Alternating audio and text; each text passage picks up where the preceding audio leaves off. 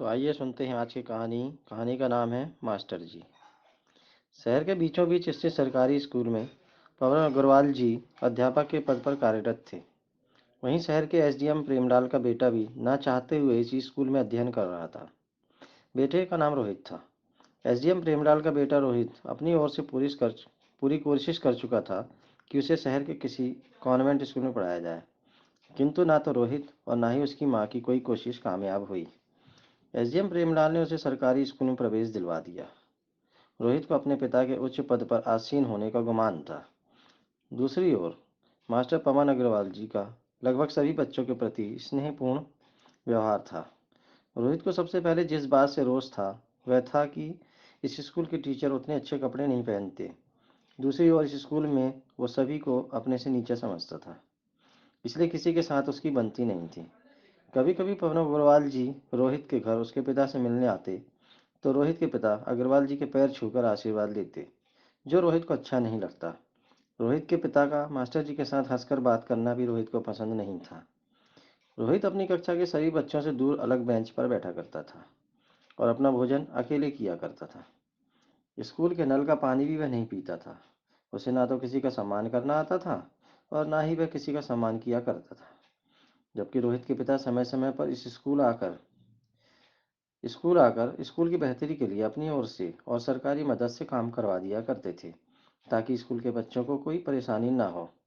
School के विशेष अवसर पर आयोजित होने वाले कार्यक्रमों में रोहित के पिता को सम्मानपूर्वक आमंत्रित किया जाता था, जैसे 26 जनवरी, 15 अगस्त, वार्षिक खेलकूद आदि अवसरों पर। प्रत्येक अवसर पर रोहित के पिता प्रेमलाल जी स्कूल को अपनी ओर से उपहार दे जाया करते थे। रोहित को अपने पिता का बार बार स्कूल आना अच्छा नहीं लगता था और स्कूल को जो उपहार दिए जाते थे वह भी उसे फिजूल खर्ची समझता था।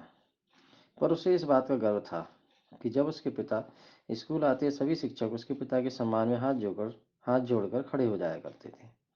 धीरे धीरे रोहित का घमंड बढ़ने लगता है और वह शरारती होने लगता है। किसी बच्चे के संग मारपीट तो किसी टीचर के बारे में उल जलूल बकना। एक दिन गुस्से में आकर रोहित अपनी ही कक्षा के एक बच्चे का सिर फोड़ देता है। टीचर उस बच्चे को अस्पताल ले जाते हैं। बच्चे के सिर पर 5 टाँके लगते हैं। यह बात स्कूल के सभी बच्चों में फैल जाती है। रोहित इस घटना के बारे में अपने घर में किसी को कुछ नहीं बताता। अगले दिन प्रेमलाल जी के दफ्तर का चपरासी स्कूल में हुई घटना के बारे में बताता है। चपरासी का बेटा भी उसी स्कूल में पढ़ता था, सो उसने घटना के बारे में अपने पिता को सब कुछ बता दिया था।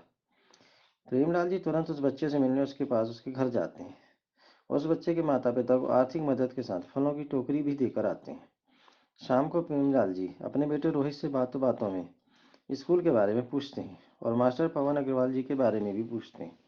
रोहित टेढ़ा सा मुंह बना लेता है और कहता है कि पापा, आपने मुझे वहाँ सड़े से टीचरों के बीच फंसा दिया है। इतना कहते ही रोहित के गाल पर एक जोर का तमाचा पड़ता है और वह एक ओर जा गिरता है।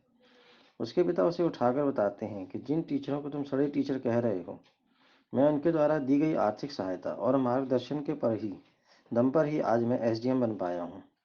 मैं भी उसी स्कूल में पढ़कर आज इस पद पर आसीन हूँ। तुम्हारे टीचर श्री पवन अग्रवाल जी ने न जाने कितने बच्चों को आर्थिक मदद की और उनका मार्गदर्शन भी, और तुम इस स्कूल को खराब और गंदा कह रहे हो। तुम्हें मालूम होना चाहिए कि आदमी अपने कपड़ों से नहीं जाना जाता, उसके द्वारा किए गए उत्तम कार्यों से उसकी पहचान होती है। मेरे माता पिता की इतनी हैसियत नहीं थी कि वे मुझे किसी अच्छे स्कूल में पढ़ा पाते। मैं तुम्हारे इसी सरकारी स्कूल में शिक्षकों का ऋणी हूँ और आजीवन रहूँगा। और हाँ, जिस बच्चे का तुमने सिर फोड़ा था उसके माता पिता तो तुम्हारी पुलिस में शिकायत करना चाहते थे और तुम्हें बाल सुधारालय भिजवाना चाहते थे, पर मैंने तुम्हारे लिए उनसे माफ़ी मांगी। रोहित को एक तमाचे और पिता द्वारा दी गई सीख से शिक्षक की महिमा का ज्ञान हो गया। रोहित अपने पिता के पैरों में पड़ गया और माफ़ी मांगने लगा और आगे से किसी का भी अपमान न करने का वादा किया और सभी बच्चों के साथ मिलकर रहने का प्रण भी किया। धन्यवाद।